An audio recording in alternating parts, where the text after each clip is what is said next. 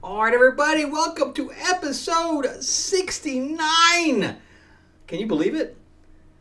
Will these comics make good film and television shows? We got Shazam, we got Classic Fantastic Four, and we have Planet of the Apes. Check them out right now.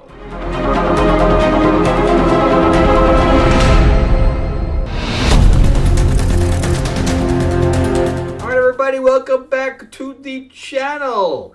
I appreciate you guys all being here and hanging out with me. Hope you guys had a great Valentine's Day. And we're going to talk about some comics and how they would translate into movies and television shows, if possible. But I am your host, Frank Zanca. I'm an award-winning screenwriter, novelist, and comic book writer. And if you're talking about comics, got to know that my Vampire Mob set in 1950s Hollywood, my comic, 48 pages, full color. If you missed the Kickstarter for it, the crowdfund, we are doing late pledge right now on both Indiegogo and on Fund My Comic. I've used them before, so I'm going to put the link in the description below. If you want to check that out, I have about 10 pages of art out of the 48 pages to do, so we're getting pretty close to being finished. But if you could help me out with that, that would be awesome. Again, check it out below. It's called Lords of LA. All right, so let's jump right into this. We have Shazam number 2, and as you can tell, it is signed by Mark Waid. You can see the signature right there. So this is about what we got in the last issue, is that Billy Batson saved some alien dinosaurs. Okay. That's all I can say on that one. And but his powers are going a little haywire. It's not only his powers, but his personality. So he, after saving some people, he decided to bitch slap one of them and said, "You should be grateful." Yeah. So he's very upset right now because he has no idea what to make of it. And of course, it went viral, and the whole family is like, "What the hell is that? What was that? What are you doing, bitch slapping people?" And he's like, "I don't know, leave me alone." And they're like, "It went viral." And then they get a knock on the door. Remember about the dinosaur thing I just said. So we got a dinosaur in a top hat and a briefcase telling them, yeah, this is where it goes off the rails, man. Telling them that they haven't filled out the right paperwork after he saved the aliens. So yeah, so he has a mountain of paperwork to fill out, and of course Billy doesn't want any to do with it, so he left. I don't blame him. Of course, there's no way that stuff fit in a suitcase either, or a briefcase. So anyway, we get, as they're walking along, because it just happens to be, they run into a Psycho Pirate, who in that thing looks exactly like Iron Man. I don't know why they changed I think they changed the helmet a little bit, but it looks exactly like that. So he goes and changes. He says, "I have no choice. I have to change." So he Shazams it, and he goes save some people. And meanwhile, he's inside trying to steal the Mona Lisa, because, of course, that's what everybody does. They go and try to steal the Mona Lisa. I'm not even kidding. You thought that was tropey? Well, it is. So he goes, the Psycho Pirate looks pretty good there. And of course, the Psycho Pirate tries to escape, which never goes well for the bad guys. Yeah, he jumps on the subway, and of course, he thinks he got away, but nope. So Captain Marvel stops the train, and then he threatens to actually kill him. And suddenly he realizes that what he's doing. So again, for the second time, he's lost control of himself, and he blames it on Psycho Pirate, going, "Why did you make me feel that way?" And he's like, "It wasn't me. You took my mask off. I had no powers." So he gets arrested, and Billy's like, "I don't know what's going on with me." So we got this mystery still going, so it's basically a continuation from the last one. has exactly the same plot points as the last one, where we have the whole thing with the dinosaur, and then we have him using his powers, and then him losing control in one way or another. So that's exactly what we get here again, but it's pushing the mystery forward. So we're reinforcing the mystery. So yeah, it's decent. It's definitely, it keeps everything moving. It's not boring, that's for sure. Will it make a good film? I don't think that we'll ever see another Shazam movie for at least 10 years. But the storyline, I'm waiting to see who the main villain is, which I guess we do know. It's the gods, right, from the other issue. So I'm waiting to see what happens, though. I'm going to reserve on that one. But anyway, this is, of course, from the 80s. As you can see, it's 65 cents. This is She-Hulk in the Fantastic Four, taking over for Ben Grimm, who went on hiatus. I don't know why. I'm sure there was some kind of reason. But also John Byrne was actually writing at one time, writing She-Hulk, and it was probably him that, I don't know that for a fact. It was probably him that said, can I bring She-Hulk into the Fantastic Four? So he's writing and drawing. So all we see is, it's called Revolution, and we see her, lifting this thing, but we don't know why.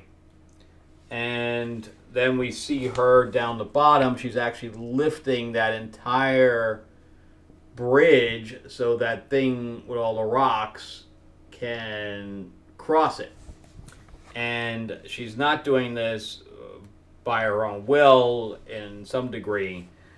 So we realize something's wrong, but she's acting totally out of personality, where she's like, no, can I have some food? Where she would never do that. She would never act afraid. That's just out of character for her. And, per the cover, she gets kicked in the face, and she's cowering, which, again, is totally out of character for her. And so she's basically a slave. And then she meets this woman who tells her that Psycho Man, so we have Psycho Pirate and Psycho Man in Marvel and DC, so they both have psychos, that she was the queen, but she's hiding there from Psycho Man, who came in and basically took control. And she's warning her that Psycho Man is controlling her emotions, so that fear and everything else is coming from him. So she describes the whole battle going on. And don't I wish that comics were 65 cents again. Especially as long as this is. It's more pages than they do now. And she's like, no, you have to get a hold of yourself. We've got to get back into the palace. And we've got to take control again. But I can't do it on my own. I need you. But I need you to snap out of whatever's happening with Psycho Man. And so the other guy comes in and sees them and realizes that it is the queen, and she's been hiding this whole time right in plain sight. And he stabs her and lifts her up by it, which must be really painful. And again, She-Hulk is acting she's like, oh, don't hurt me. Again, it's very strange to see her that way. So, but we know things are going to change, right? So the queen keeps saying, no, you got to snap out of it. We need your help. And she does snap out of it, of course. And she taps him on the shoulder, and she hits him so hard that his helmet goes off. And she's like, all right, I'm not going to take out the spear out of you. I'm just going to snap it. So she still has the spear in her shoulder. And now, the whole army comes in, and she's like, yeah, there's just not enough of you.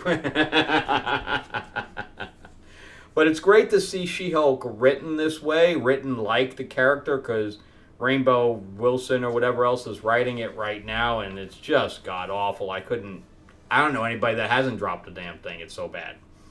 But she's just not writing, she's writing slice of life instead of writing a superhero book.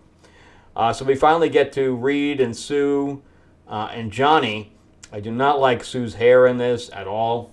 Damn 80s hair. At least make it boofy.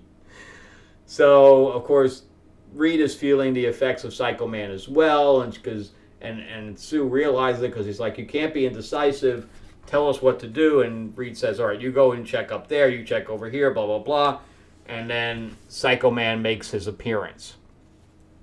And all of a sudden, his little control box gets whisked away, and we realize that it's Sue that had taken the box away. And of course, we'll get into it, I guess, after we finish. But so she slams him into the wall, and the whole bit. And he's like, well, how'd you know it was me? He's like, I just waited I knew Reed wasn't acting like himself. I just sat here and waited for you to show up. So he's the Torch is all doing his stuff, and She-Hulk bashes through the wall, and he lands, and I guess they had some kind of relationship, but he tells the Queen that she's got somebody else, which is very Johnny. And she's like, it's okay, we can still be friends.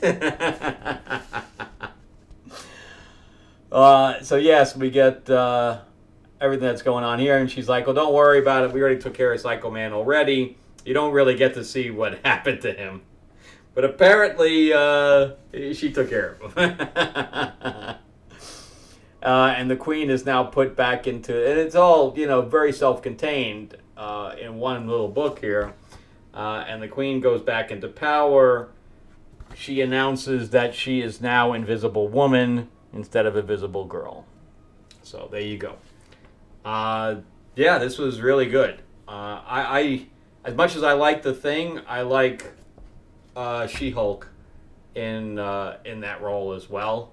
I wish there was like two different Fantastic Four books. Fantastic Four right now is being written extremely poorly.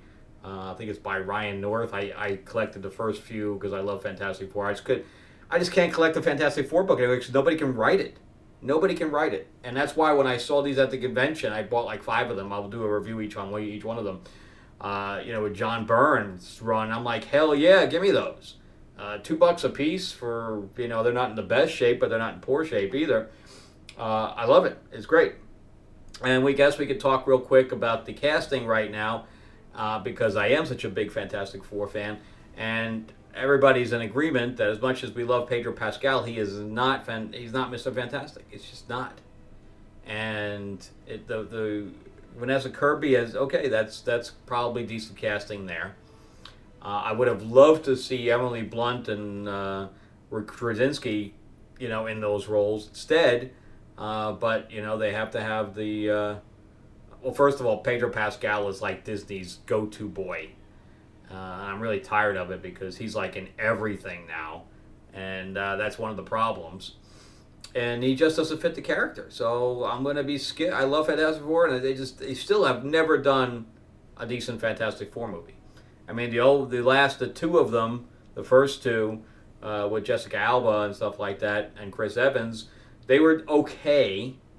They did a lot of things wrong. I think they did the Silver Surfer well, but Doom was bad in both movies. It wasn't the casting and that, it was how they made him have his powers. It just wasn't Doom. So anyway, unfortunately I'm going to be skipping that one. And if I do review it, I'm sure I'm not going to review it favorably. I just don't know if I can see it because Pedro Pascal's going to ruin it. He's just not Reed Richards. I don't think, and there isn't one person in the entire community that says, yeah, he matches it perfectly. Not even close, man. Not even close. All right, so let's jump into Beware the Planet of the Apes, number 2. And I really like, this is by Guggenheim. So, first of all, we start out with this very strange artwork. And then it tells you later that this is actually from, years ago, decades ago. And that's why the art style is so different. And because it's from, I think, the 80s or 90s. So this goes back to, it harbors back to a time in the movies where there was a cult group that worshipped a atom bomb. All right, so and of course they set it off at the very end, so everything's reset again. I don't think I don't think I know what happens after that. But anyway, ends up being a vision, and we have this group of mutants. Because remember that Cornelius and Zira are with Nova right now, wandering through the Forbidden Zone, looking for Lucius, who is I think it's her nephew or something to that effect. And there's this mutant that has a sniper rifle, and the leader keeps saying, "No, stand down, don't shoot anybody." He looks like the other guy, and he's like, "Yeah, okay." She's like, "Give me the gun." And she realizes there's an actual human down there, and they assume that she's a captive, but she's like, "Well, if she's a captive, then they're treating her well." Cornelius is having the time of his life because he sees this Yankee Stadium thing, and he's like, "Look what the ancient apes built." And they're like, Zira's like, "That was not built by apes, because look at the markings on it. It's in a different language." And all of a sudden, he gets shot. And the leader was like, "Damn it, I told you not to shoot anybody." So she comes out and says, we'll help your friend that we shot." Oops. They're like, "Why should we trust you?" Blah, blah. And they're like, just come. We'll take the bullet. I think it went right through him anyway, but we'll bandage him up. So I guess they have telepathic abilities, and they can talk to each other. Then we switch back to that previous type of artwork. And anyway, she's communicating with Nova through telepathy. And I would think that even though she can't talk, I don't know about the telepathic side, if it would be a little bit jumbled. I don't think it would be incredibly clear coming out of her head. I don't know. I kind of question that. So we realize that those cult guys have masks on or whatever. I don't know, and they were all gross underneath. So, but again, this is odd because it doesn't really follow canon, because Nova did not meet. I don't think they met Cornelius and Zira until Taylor was there. So I don't know for a fact, but I'm pretty sure that was the first time, and you could see that even she's walking like an ape. So I found that interesting. So the apes are all walking erect, and she's walking like an ape. So they walk through and they meet everybody, and they're communicating telepathically, and of course Zira says that is rude. And they say that another clan of gorillas has Lucius. So here you can look through the binoculars, and Zira says that's the first time she's seen binoculars. And the apes, of course, are the aggro guys. They're like the military guys. They're the aggressive ones. And the chimps are more of the science and, Ursus and stuff like that. And Dr. Zayas is a orangutan, and he's like the head of the professor or whatever. So we get this nice little cool shot of, how they're all living in this gorilla city. And yeah, Lucius is he's kind of messed up there. It's a little dark, but yeah, they've totally messed him up. So that's it. That's to be continued. I'm really liking this. Of course, the Planet of the Apes movie comes out shortly. Kingdom of Planet of the Apes, I think it's called. And I like this style better, the makeup style with the actors outside of the total CG. I like them a little more humanoid and stuff to that effect. I just wish they would go back to that. But I don't know how. I think this is probably the end of the Planet of the Apes saga in the movies right now. But let's see how that does. But I really like this so far. I like seeing the other cultures and kingdoms that they have going on. The movies really never explored any of that. But I also like them bringing back the cult that was worshiping the nuclear weapon. I thought that was kind of cool too. All right, and She-Hulk in Fantastic Four. Yeah, loving this. Loving it. It finally gets a Fantastic Four book that I can read without puking. And Shazam, I'm waiting to see what the mystery is here with the gods and why they're messing with him. All right, so that's it for me. Thank you guys so much for watching. I really appreciate you spending time with me and my tirades about movies and comics. Yeah, I just did a Madam Web review if you want to check that out. And remember that Lords of LA is on Fund My Comic right now if you want to get involved in that and support that and read some good vampire action. Yeah, it's a little bit mature as well, so we got blood and sex and gore and love triangle and, you know, vampire and vampire action. We have Tommy guns firing off. I mean, anything you'd possibly want in a vampire book is what we have. Also, remember to give me a like and subscribe. Give me a thumbs up. And if you can subscribe and ring the bell, I am trying to build the channel out. And also, Mark Spears and I are working on our Classic Monsters card game and waiting for Chinese New Year's to be over so that I can continue getting the pieces together that I need from the manufacturing plant. All right, again, thank you so much for spending time and watching me all the way till the end. And thank you very much and have a great week, and I will see you on the next one. All right, bye-bye.